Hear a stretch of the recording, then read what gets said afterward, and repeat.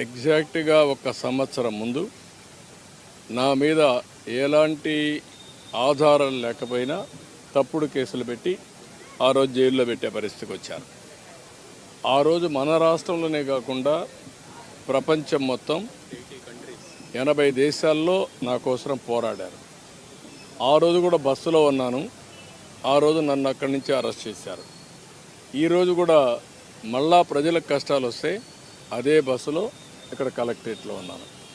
Difference రెండు ఒకటే, కానీ వ్యత్యాసం లేదు. కానీ ఆ రోజు ప్రజలు నా కోసం పోరాడారు, ఈరోజు ప్రజల కోసం నేను యుద్ధం చేస్తున్నాను. అదే డిఫరెన్స్. బట్ ఏది ఏమైనా ఒక్కోసారి చరిత్రలో కొన్ని సంఘటనలు జరుగుతాయి.